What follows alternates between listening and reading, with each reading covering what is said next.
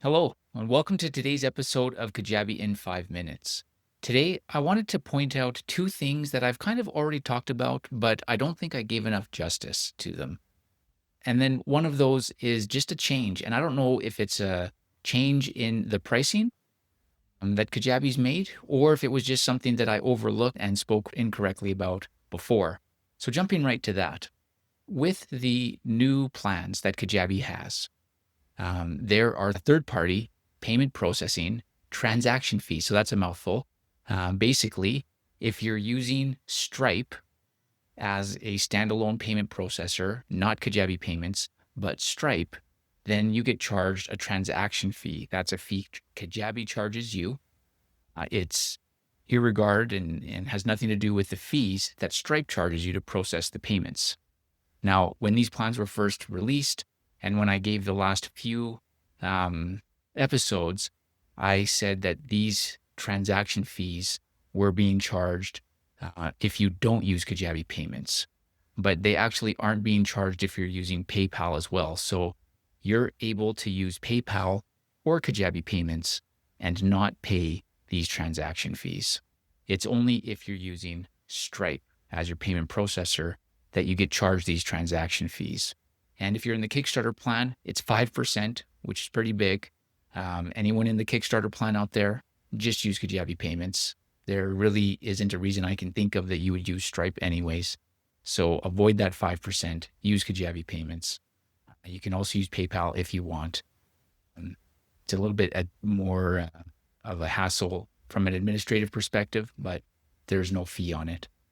In the basic plan, it is 2%. In the growth plan, 1%, and in the pro plan, it is 0.5%. That's what the transaction fee is, 0.5%. So I just wanted to clear that up. And I don't know if Kajabi changed that or if I just got it wrong the first time. I have a feeling they changed that because I don't remember seeing PayPal on there when they first made this release.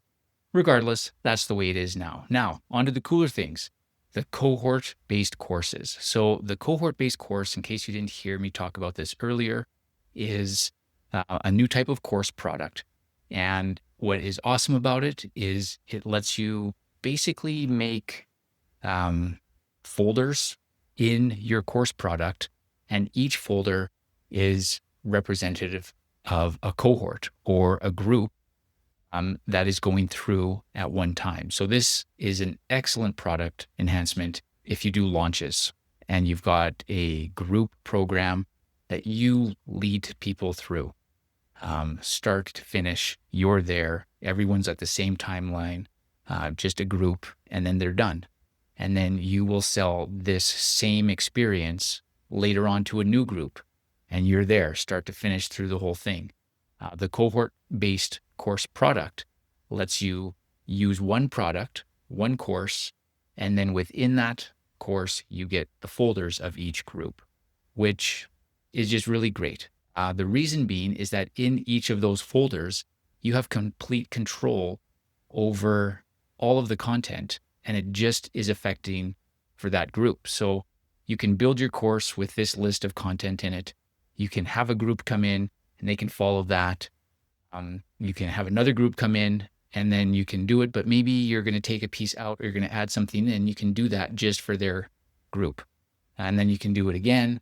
If you are adding the recordings of live sessions, those are just added into the content, into that group, that cohort, and the next cohort doesn't have access to anything from the first. So that's kind of the cohort-based course in a nutshell. But what I don't think I talked about before, which is really awesome, is that in the cohort course, the drip mechanism works differently. Instead of the drip being the number of days since someone has access to the material, it's based off of a calendar date. So this is really awesome for planning, especially if you're leading somebody or you're leading a group through something and, the next time you do it, there might be holidays. Statutory holidays, or maybe there's just days that you're taking off for whatever reason, and you're not using the same drip schedule as you used the first time. You just go in there, module one, open up a calendar that day. The next one, no more calculating how many days is it from this day till when access starts. It's just, oh, I want this module to open up on the 13th of July. And then it happens. And so it's really easy to just map out your content release with the new drip features in the cohort-based course. So that's what I wanted to share. It's really awesome. And yeah, tune in next week for some more Kajabi bits of goodness.